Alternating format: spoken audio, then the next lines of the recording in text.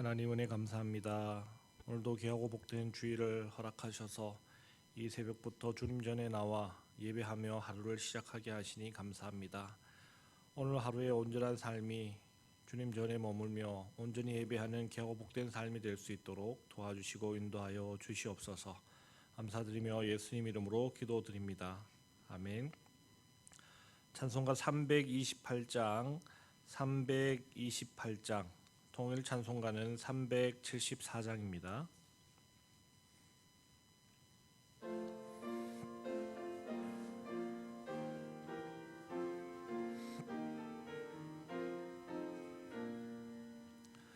너 주의 사람아 헛된 일 버리고 마음과 뜻과 힘 다해 왕의 왕 섬기라. 너 주의 사람아 그날을 기다려 죄악의 밤을 기기고 새 아침 맞으라. 주의 사람아 교회는 부른다. 할 일이 많고 많으니 다 나와 일하라. 너 주의 사람아 충성을 다하여 십자가 높이 들고서 발자취 따르라. 사무엘하 18장 1절로부터 15절까지 말씀입니다.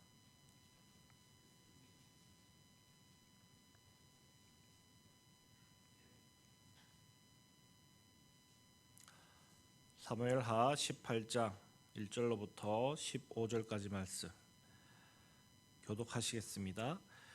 이에 다윗이 그와 함께한 백성을 찾아가서 천부장과 백부장을 그들 위에 세우고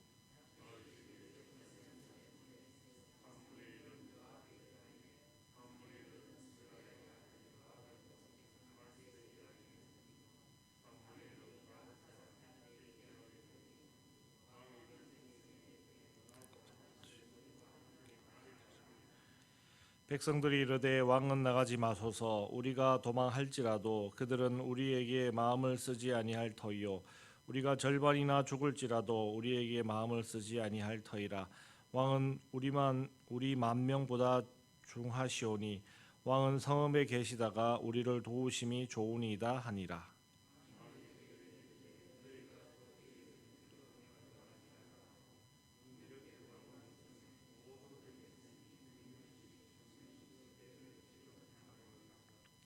왕이 요압과 아비새와 이때에게 명령하여 이르되 나를 위하여 젊은 압살롬을 너그러이 대우하라 하니 왕이 압살롬을 위하여 모든 군 지휘관에게 명령할 때 백성들이 다 들으니라.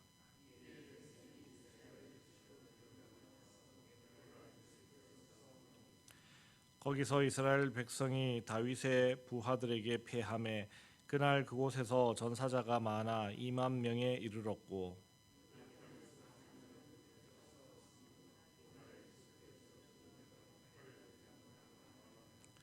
압살롬이 다윗의 부하들과 마주치니라.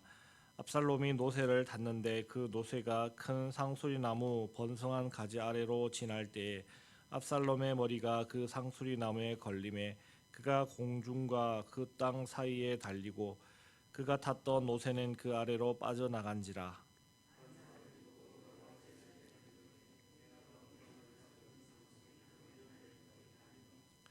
요압이 그 알린 사람에게 이르되 네가 보고 어찌하여 당장에 쳐서 땅에 떨어뜨리지 아니하였느냐. 내가 네게 은 10개와 띠 하나를 주었으리라 하는지라.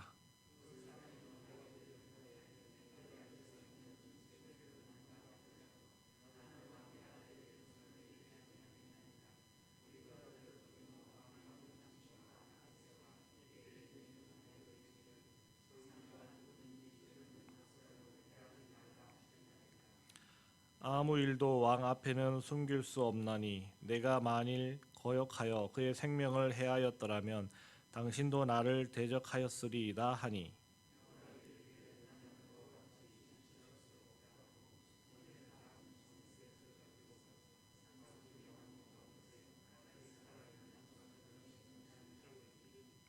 요압의 무기를 든 청년 10명이 압살롬을 애워싸고 쳐 죽이니라.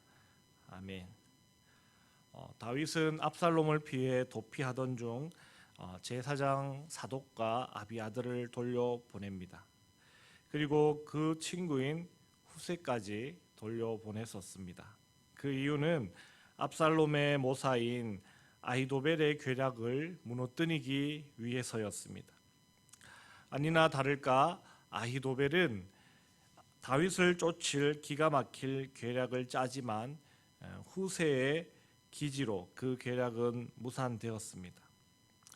그래도 알 수 없어 후세는 사람을 시켜서 다윗이 신속하고도 안전하게 요단을 건널 수 있도록 하였습니다. 그리하여 다윗에 속한 사람은 모두가 안전하게 요단을 건너 마하나임이라는 곳에 이를 수 있었습니다. 그렇게 다윗의 일행은 모두 안전하게 목숨을 건진 반면 다윗을 쫓을 계략을 짰던 아히도벨은 자신이 뜻하는 대로 일이 진행되지 않자 이미 그 용모가 실패로 돌아갈 것을 짐작하고 그는 조용하게 집으로 돌아가서 그만 목숨을 끊게 됩니다. 이처럼 하나님께서 함께하는 사람의 일은 큰 위기 가운데 일다 할지라도 결국 그 모든 것들이 형통함으로 풀려가게 되어 있습니다.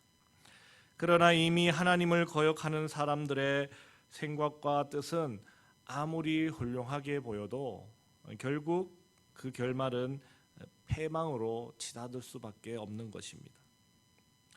이렇게 스스로 목숨을 끊은 아히도벨의 이야기를 접하면 이미 압살롬의 결말도 우리가 눈보듯 뻔한 결과로 예측할 수 있는 것입니다.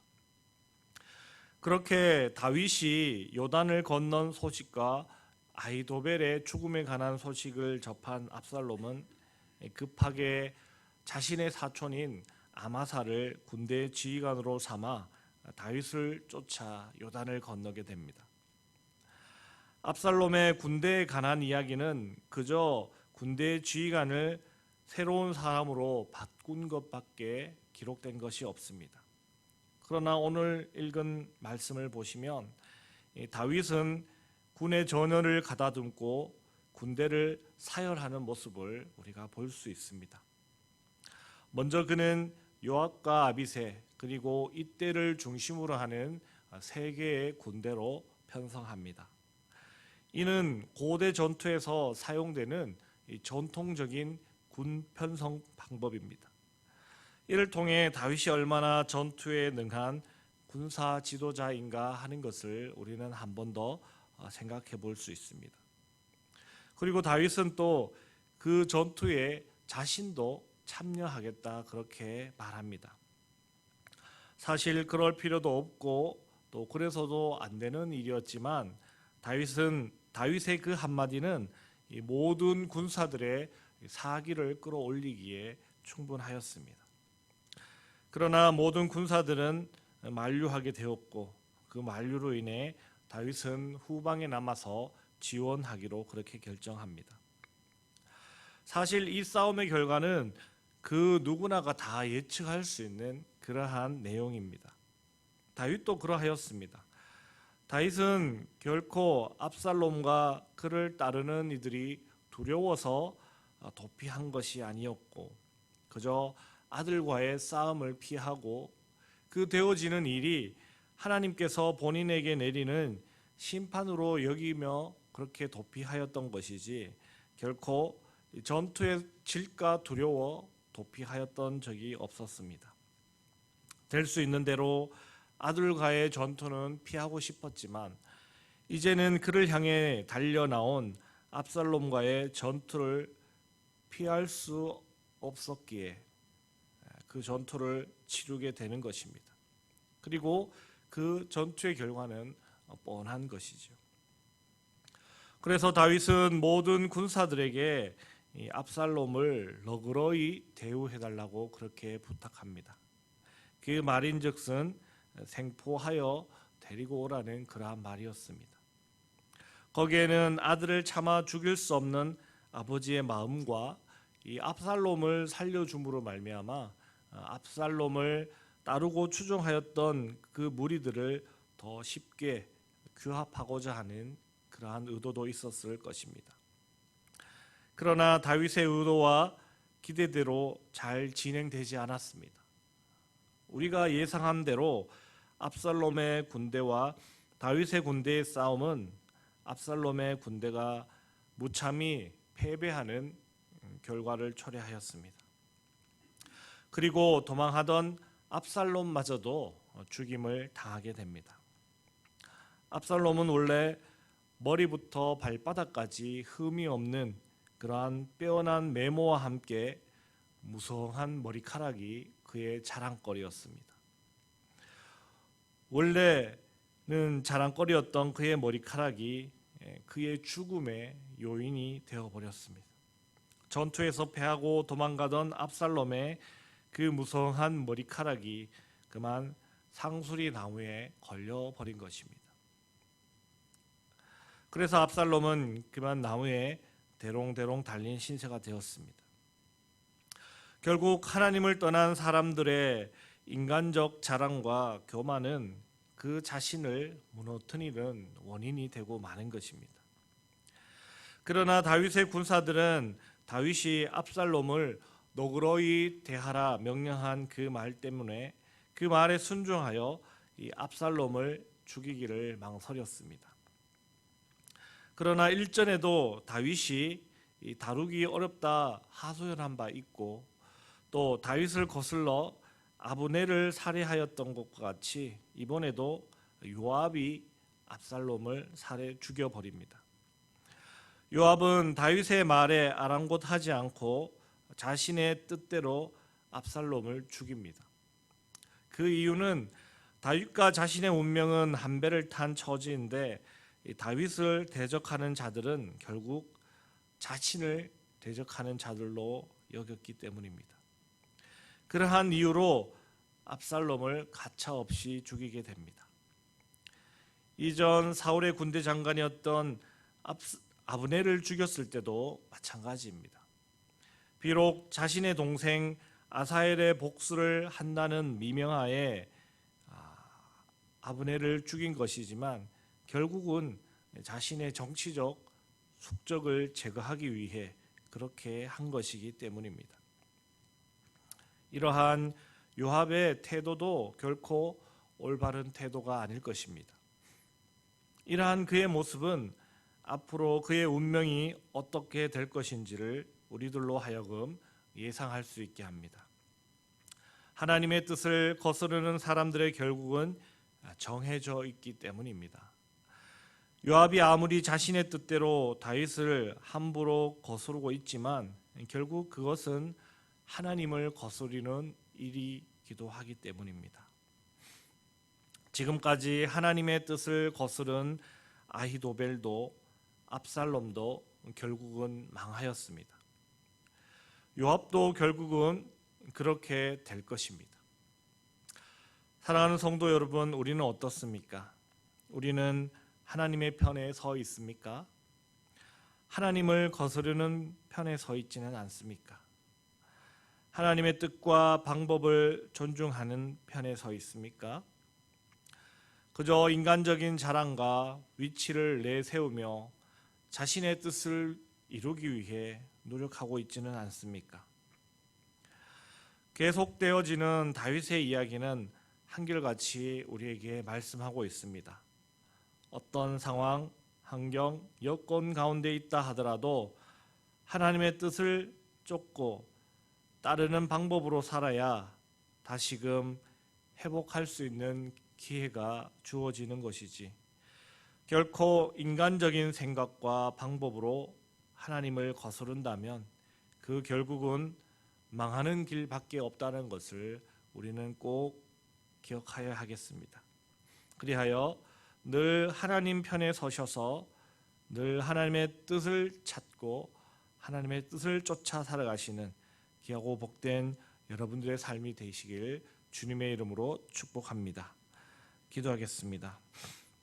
하나님, 오늘 말씀을 통해서도 하나님을 거스르는 자들의 결국은 패망임을 말씀을 통해 깨닫습니다.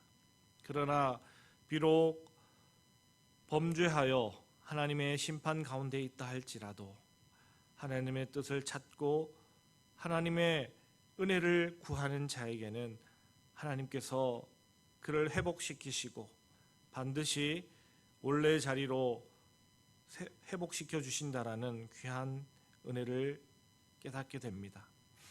하나님, 우리도 우리 삶 가운데 하나님을 거스리고 하나님을 떠나지는 않는지 돌아보게 하시고 매 삶, 매 순간 가운데 하나님의 뜻을 쫓고 하나님의 뜻에 순종하여 살아가는 귀하고 복된 삶을 살아갈 수 있도록 도와주시고 인도하여 주시옵소서.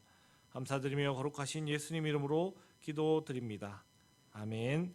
하늘에 계신 우리 아버지, 아버지의 이름을 거룩하게 하시며 아버지의 나라가 오게 하시며 아버지의 뜻이 하늘에서와 같이 땅에서도 이루어지게 하소서.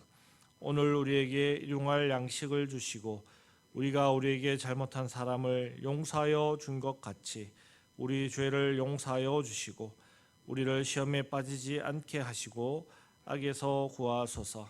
나라와 권능과 영광이 영원히 아버지의 것입니다. 아멘. 이 시간 함께 기도하실 때 우리 교회를 위해서 기도해 주시기 바랍니다. 교회의 모든 예배가 온전하게 회복될 수 있게 해달라고 기도해 주시고 또 오늘 있을 세례 예식을 위해서도 기도해 주시고 또 오늘 부임하시게 될 새로 오신 전도사님 또한 귀한 사역 잘 감당할 수 있게 해달라고 기도해 주시고 또 우리 예천 땅이 속히 복음화될 수 있게 해달라고 그 일을 위해 우리 예천교회가 귀한 역할을 잘 감당할 수 있게 해달라고도 기도해 주시고 교회 내 교인들의 건강 회복, 특별히 담임 목사님의 건강 회복을 위해서도 기도해 주시고 또 교회 내 교인들 입원하여 치료받고 계신 분들의 회복과 또 암투병 하시는 분들의 건강 회복을 위해서도 기도해 주시고 교회 학교 다음 세대의 부흥과 선교사님들을 위해서도 나라와 민족 세계 평화를 위해서도 기도해 주시고 또 각자의 개인적인 기도 제목 따라 기도하실 때 우리 주여 한번 크게 부르짖고 함께 기도하시겠습니다. 주여